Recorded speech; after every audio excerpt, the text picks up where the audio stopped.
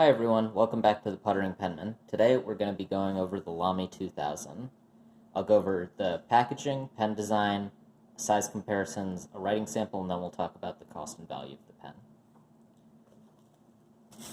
This is the packaging that the pen comes in. There's a cardboard outer sleeve. You take that out, and then there's a cardboard box. This top comes off, or folds up. Then you take this out, and then the pen came with this booklet that shows all Lamy products and came inside this plastic sleeve and was sitting inside this like foam bed. So pretty simple box, which is fine because then you're not paying for a high cost of a box. And this is the pen itself. So it's a very contemporary design.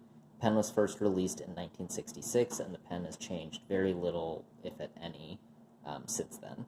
This finish is the Macrolon finish, which feels warm to the touch. It has,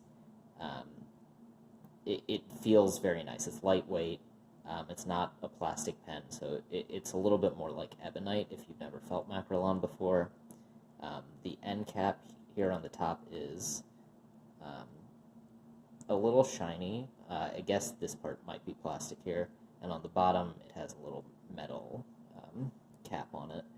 The clip is spring-loaded, which is nice, so if you push it here, the clip will go up. I think that's a really nice feature if you're putting this pen in your pocket. It makes it a little easier. This is a piston-filling pen. They did such a good job here, you can't even really tell where the piston knob starts. Even in person, it's hard to see. It is right there, but you really have to be looking for it to notice it. Take the cap off, and this is a hooded nib. It's 14 karat gold. I guess it's rhodium plated because it has a silver chrome color finish. This grip section here is metal, and you know that because it's a little bit colder than the Macrolon right here.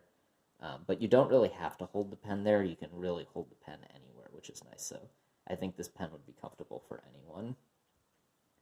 There are some little metal clips here that hold for the cap to snap onto the body. Even if you're like holding it and touching it, it's not sharp and it's not going to bother you. There's an ink window right here. You can't really tell that the ink window is there when the pen is full, but when the pen's empty, you can see it, which is good because that's why the ink window's there.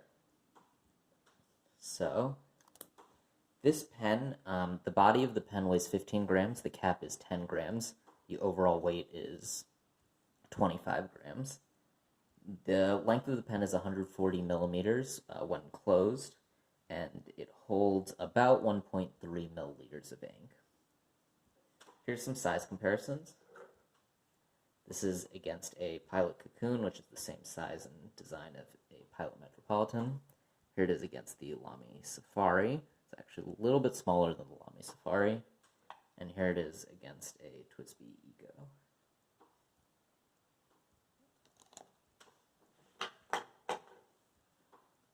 Okay, now here's your writing sample.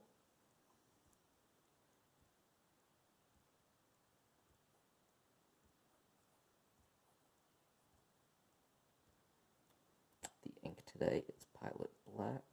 The pen is the Lamy 2000 with an extra fine nib. And the paper is a Rhodia A5 pad.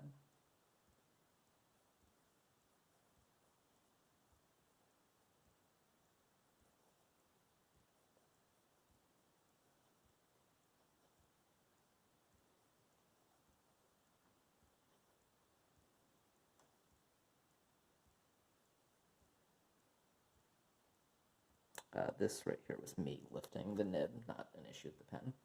So the pen writes well. A lot of people complain about a Lamy sweet spot on the Lamy 2000, which is where you have to hold the nib at a certain angle for the pen to write properly. I haven't really found that to be the case. So, I personally have not had issues with that. The pen writes pretty well, no hard starts, no skipping. I, in general, don't really love this pen, just because I think, so this Lamy Safari here has a fine nib on it right now, and I prefer the fine nib to the Lamy 2000's extra fine, and I think that's just because I like broader nibs and I like more ink to be on the page. Other people will probably like this Lamy 2000 extra fine, so I think it's just a personal preference. For cost and value of the pen, so this pen usually retails for $175 from most online retailers. I got this pen for $99 from Endless Pens on their 2019 Black Friday sale. Um, and I was a little skeptical using Endless Pens because I hadn't heard really anything about them, and their prices are so much cheaper than everybody else. But I ordered this pen on a Sunday night. The pen arrived uh, the Friday, like 5 days later. The pen was in perfect condition, no issues. So overall, I was pleased with it, and I'm glad that I got the pen at such a large discount. Um, yeah, and so overall, I think this is a good pen. Good entry level gold nib pen. Could be a good pen to take to the office because it's not flashy and looks very professional. It's a classic design. It's not my favorite personal design because I like cigar shaped pens, but I'm glad I got to try this pen. And it's it might go to work with me one day, but not right now. So if you like this video, please give it a thumbs up and subscribe to this channel, and I will see you next time. Bye.